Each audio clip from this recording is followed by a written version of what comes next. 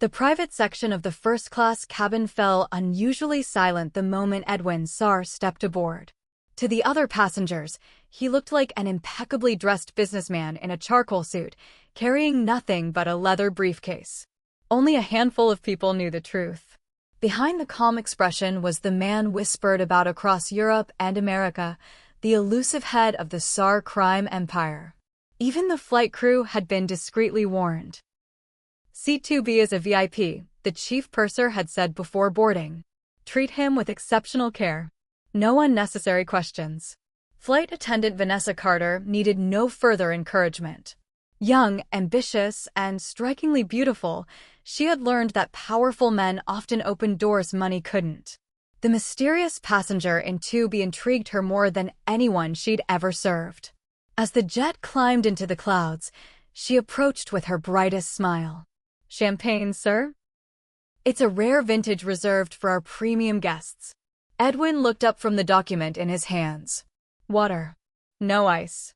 His voice was calm, almost emotionless. Vanessa blinked. Few people refused the expensive champagne. She returned minutes later.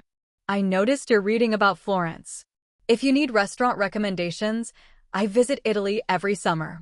Without lifting his eyes, Edwin answered, "Thank you. I'm fine." The rejection only fueled her determination. Throughout the flight, she found excuses to pass his seat, adjusting the lighting, offering gourmet desserts, asking whether the cabin temperature was comfortable. Each attempt earned the same polite but distant response. What puzzled her even more was the woman sitting beside him. C2A belonged to a passenger named Sofia Esperanto. She wore a simple navy sweater, her dark hair tied loosely behind her head. No designer jewelry. No expensive handbag. She spent most of the flight quietly reading a worn paperback novel, barely speaking. Vanessa couldn't understand why a man like Edwin would choose such ordinary company. Several passengers had already begun stealing curious glances toward the pair. The contrast was impossible to ignore. One woman desperately trying to capture his attention. Another acting as though she barely noticed he existed.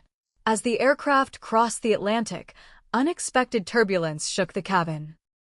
Drinks rattled across the service cart. Without hesitation, Edwin placed a steady hand on Sophia's arm to keep her from hitting the window. "You all right?" he asked softly. She smiled. "I've survived worse." It was the first genuine expression anyone had seen from him. Vanessa's confidence cracked. So he could smile. Just nod at her. The seatbelt signs switched off, and the cabin settled once more. Sophia closed her book, turned toward Edwin, and studied him with unsettling calm. Then, loud enough for everyone nearby to hear, she asked, "Before this flight lands, would you consider marrying me?" The cabin froze. A businessman lowered his newspaper. A child stopped watching cartoons.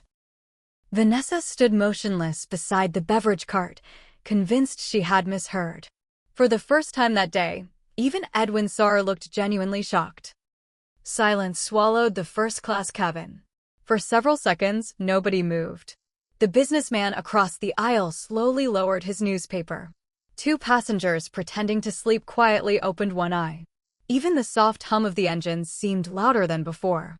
Edwin Sarr stared at the woman beside him. His expression remained composed. He had been threatened by assassins, questioned by governments, and betrayed by men he had trusted for decades. Yet no one had ever proposed to him in the middle of a flight. "You don't even know my name," he said calmly. The woman smiled. "I know exactly who you are." The confidence in her voice made the words feel heavier than they should have. Vanessa, still standing nearby, nearly dropped the serving tray she was holding. She had spent the entire flight trying to earn Edwin's attention. Meanwhile, this quiet woman, who had barely spoken a dozen words, had somehow shaken the most feared man on the plane. Edwin leaned back in his seat. "Who sent you?" "No one." "That's not an answer." "It is," she replied. "You just don't believe it." For a long moment, neither of them spoke. Then Edwin asked the question everyone nearby wanted answered. "What makes you think I'd even consider marrying a stranger?" She closed her book and placed it carefully on her lap. "Because I'm not asking for love. His eyes narrowed.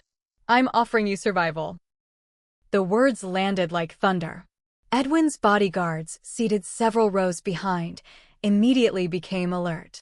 One discreetly touched the earpiece hidden beneath his collar, while another scanned the cabin for anything unusual. Vanessa noticed the sudden change and instinctively stepped back. Edwin, however, didn't move. Explain. The woman glanced toward the window before answering. In 43 minutes, this aircraft will become the safest place in the world for you. He remained silent.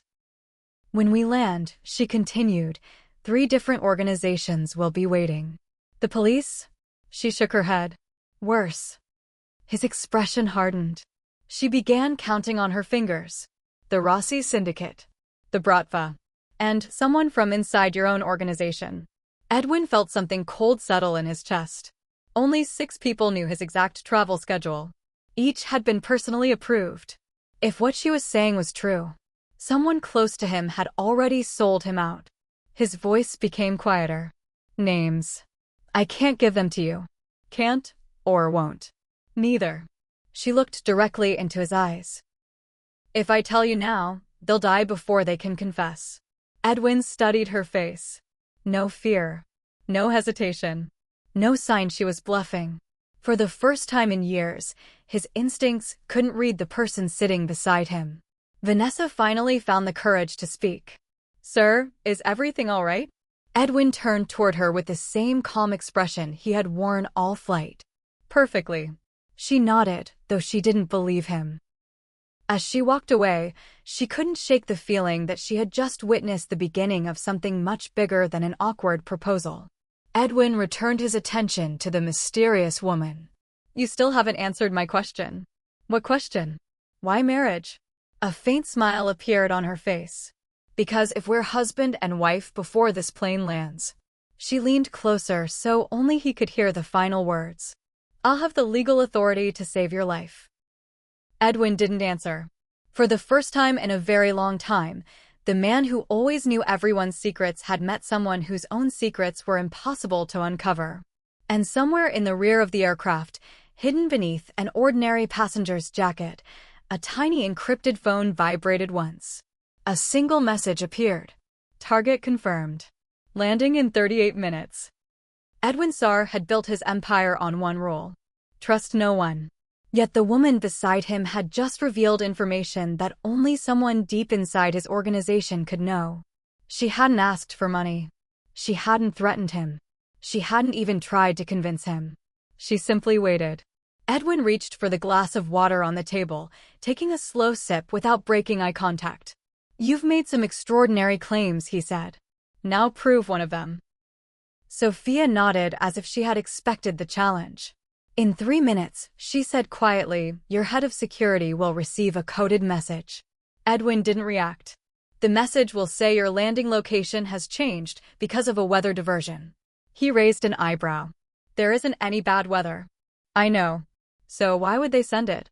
Because someone wants your convoy redirected. She folded her hands calmly.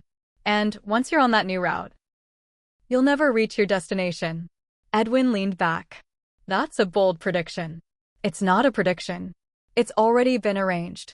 Behind them, one of Edwin's bodyguards discreetly checked his watch. The cabin remained peaceful. Passengers chatted quietly. The engines hummed with steady confidence. Nothing seemed out of place. Then, a vibration echoed from the bodyguard's jacket. His phone. He frowned before unlocking it. A secure notification flashed across the screen. Landing change. Weather diversion approved. New coordinates to follow. The bodyguard's expression instantly changed. He walked forward and bent toward Edwin. Sir. Edwin took the phone. His eyes scanned the message once. Then again.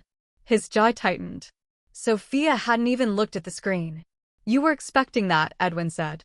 Of course. He handed the phone back. Verify it. Within seconds, another bodyguard contacted the operations team using an encrypted satellite line. A minute later, he returned. Sir, the airport reports clear skies. So the diversion is fake. Yes. Edwin slowly turned toward Sophia. For the first time since boarding the aircraft, He wasn't studying her like a stranger. He was studying her like a puzzle. "Who are you?" She smiled faintly. "If I answered that now, you wouldn't believe me." Vanessa approached with careful steps, sensing the tension without understanding it. "Sir, would you like anything else?" Edwin looked at the untouched menu beside him. "No." She hesitated. "Perhaps lunch?" He shook his head. "Thank you." As she walked away, she noticed something unsettling. The bodyguards were no longer relaxed. Their eyes never stopped moving. One watched the aisle. Another watched the cockpit door. The atmosphere inside the luxurious cabin had shifted from comfort to quiet vigilance. Sophia opened her novel again as though nothing unusual had happened. "You seem remarkably calm," Edwin observed. "I've had practice." "Being hunted?" She looked up. "No." "Knowing exactly when danger arrives." Edwin studied her face again. No arrogance. No fear. Only certainty. His instincts told him she wasn't lying. But instincts had betrayed powerful men before. The aircraft suddenly encountered a pocket of turbulence. The lights flickered briefly. A flight attendant announced over the intercom, "Ladies and gentlemen, please return to your seats and fasten your seatbelts." Passengers obeyed without concern. Only Edwin noticed Sophia glance toward the cockpit. Her calm expression vanished for the first time. It lasted less than a second. But he saw it. Concern. Real concern. She leaned closer, her voice barely above a whisper. "We're running out of time." Edwin's eyes narrowed. "What happens next?" Sophia didn't answer immediately. Instead, she looked toward the reinforced cockpit door. Then she spoke the words that made every instinct inside Edwin come alive. "The people trying to kill you." She paused. "Aren't waiting for this plane to land anymore." Edwin's fingers rested on the concealed pistol inside his briefcase. He didn't draw it. Not yet. Sophia continued reading her novel as though nothing had happened, but Edwin noticed she hadn't turned a page in nearly a minute. She was listening. Every sound inside the cabin mattered. The soft conversation of passengers. The footsteps of the flight attendants. The steady hum of the engines. Then she quietly closed the book. "It's about to happen." Edwin looked at her. "What is?" She nodded toward the aisle. "The first move." Almost on cue, Vanessa emerged from the galley carrying a tray of drinks. As she approached first class, a man seated 3 rows behind Edwin suddenly stood. He smiled politely. "Excuse me," he said. "May I use the restroom?" One of Edwin's bodyguards instinctively stepped aside. The passenger walked calmly toward the front of the aircraft. Sophia never took her eyes off him. "Don't let him reach the cockpit." Edwin spoke without looking away. "Stop him." His closest bodyguard moved into the aisle. "Sir, you'll have to wait." The passenger chuckled. "I just need the restroom." "The restroom is behind you." For the first time, the man's smile disappeared. In one swift motion, he shoved the bodyguard aside and sprinted toward the cockpit door. Passengers screamed. Vanessa dropped the tray as glasses shattered across the floor. Another bodyguard tackled the man before he reached the reinforced door. The two crashed into the aisle, sending luggage and loose belongings flying. The attacker fought with surprising strength. From his sleeve, a small ceramic knife slid into his hand. He slashed wildly. One bodyguard staggered back with a cut across his forearm. The second pinned the attacker against the cabin wall while a third rushed forward to help. Within seconds, the man was restrained. His breathing remained calm, almost satisfied. Edwin approached him slowly.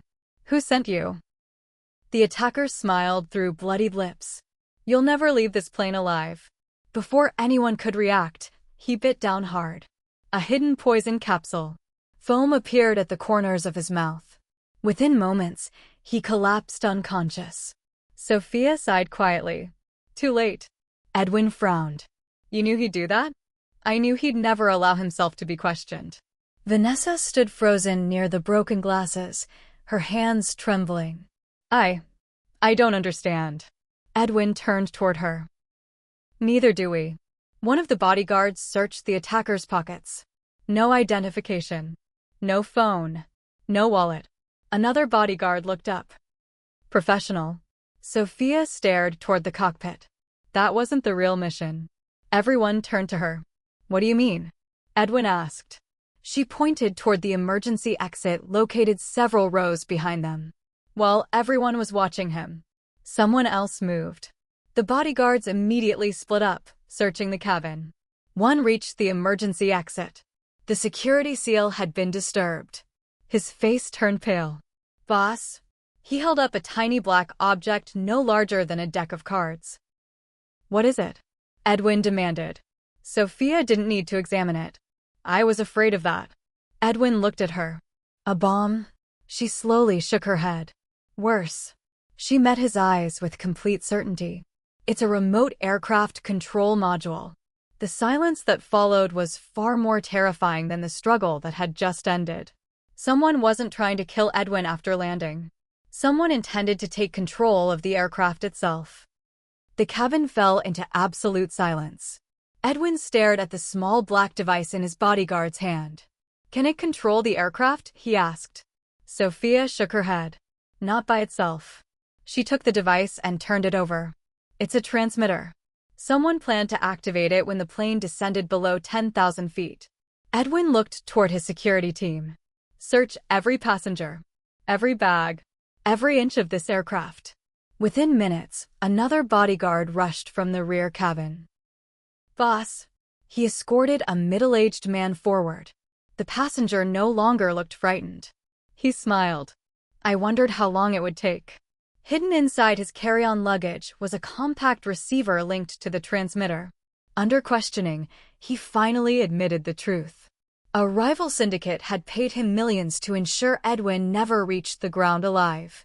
The fake weather diversion, the attacker rushing the cockpit, and the transmitter were all part of the same operation. The first attacker had been nothing more than a distraction. With the conspirators restrained, the captain confirmed the aircraft remained fully under his control and diverted to the nearest international airport, where federal authorities and tactical officers were already waiting. As the plane touched down safely, Edwin looked out the window. For the first time in years, he had survived not because of fear or violence, but because one stranger had chosen to warn him. He turned toward Sophia. You saved my life. She smiled gently. I told you I would. Edwin reached into his jacket and removed the velvet ring box she had offered hours earlier. I still don't know who you really are. You will. He looked at the ring for several seconds. Then he closed the box and placed it in her hands. I won't marry someone whose secrets I don't know. Sophia laughed softly. That's the smartest decision you've made today. She stood and started walking toward the exit. Edwin called after her.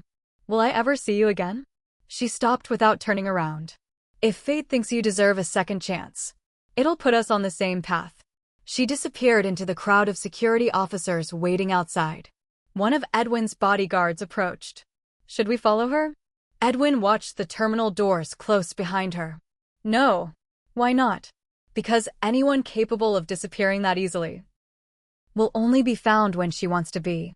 Months later, Edwin quietly dismantled the network of traitors inside his organization and walked away from the bloody war that had defined his life. But one mystery remained unsolved. Who was Sophia? And why had a woman who knew everything about him risked everything to save a man she'd only met on a flight? Some questions, Edwin realized, were more valuable than answers.